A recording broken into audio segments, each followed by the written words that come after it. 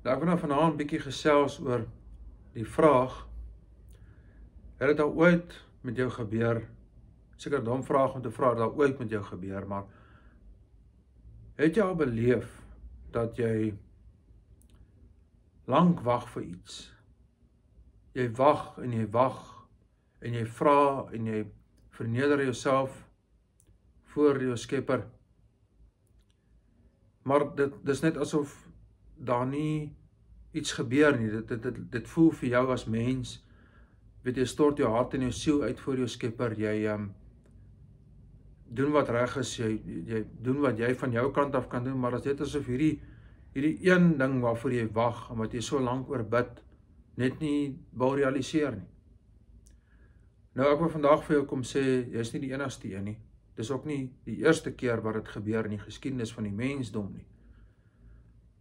Jy weet, God werk op sy manier en op sy tyd.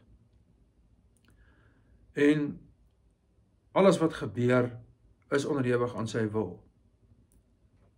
Een profeet eendag vir ons gesê, as jou tandepasta bysie val, of jou tandeborsel val, dan moet jy laat wees.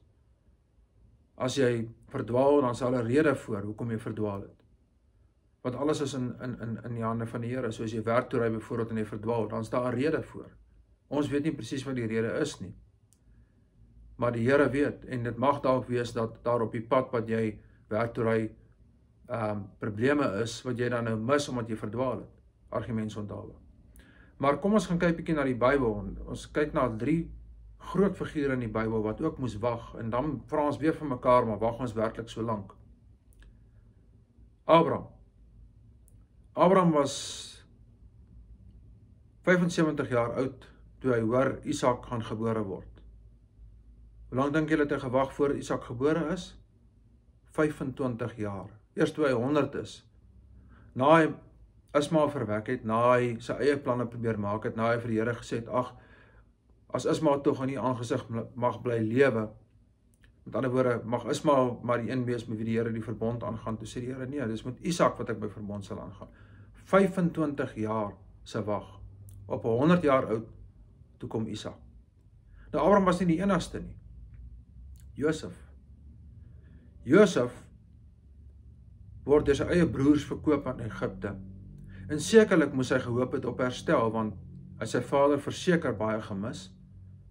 En sy vader het natuurlik, Jakob het natuurlik verstaan dat hy dood is.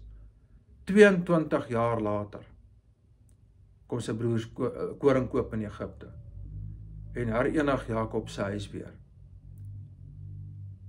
Die volgende ou is Dawid, koning Dawid, wat op 15 hoor, goed, hy word gesalf as koning, maar eers toe hy 30 word, volgens die bronne wat ek nog gekyk het, ek is nie 100% seker of het 100% korrek is nie, maar volgens die bron wat ek gesien het, eers op 30 het daardie wens werklik, of daardie salwing werklik in werking getree, so 15 jaar se wag.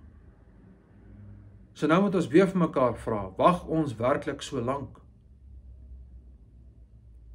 En ek self het al in my lewe baie gewag vir goed om te gebeur.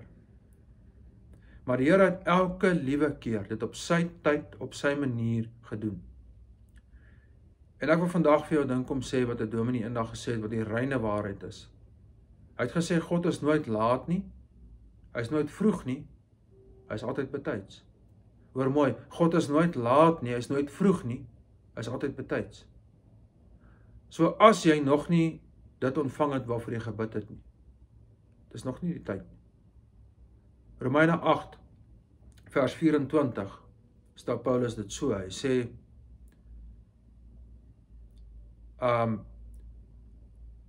want ons is gered in hoop, en wat mens sien, is geen hoop nie. Want as ons hoop op wat ons sien, waarom hoop ons dit nog?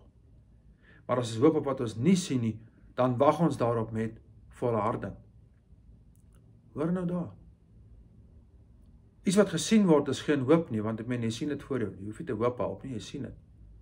Maar iets wat jy nie sien nie, dit is waarlik hoop, en dit is waarop jy dan wag met volharding. Nou interessant, die Griekse woord vir geduld en volharding is presies dieselfde. So die kern van vandag se boodskap is, wees geduldig. Volhard, doen wat jy moet doen. Op sy tyd en op sy manier sal die Here vir jou uitkoms gee. Want Romeine 8, dieselfde Romeine 8 vers 28, stel dit so. Hy sê, daar so pragtig vir ons. Want ons weet dat vir hulle wat God lief het, alles ten goeie meewerk vir hulle wat na sy voorneme geroep is. So, ons wat na God se voorneme geroep is, met ander woorde uitverkies is, vir ons werk alles ten goeie mee.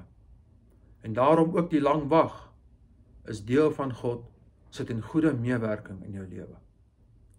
Mag die Here gee dat jy op die pad wat jy gaan, stelselmatig sien hoe die droom ontvou, hoe dit waar word, hoe die Here met jou op pad stap. En hoe die Here jou op die ou end van al jou swaar laste bevry. En op die ou end kan sê, alles het ten goeie meegewerk deur die Here se genade. Baie liefde, ons gesels weer. Mooi gaan.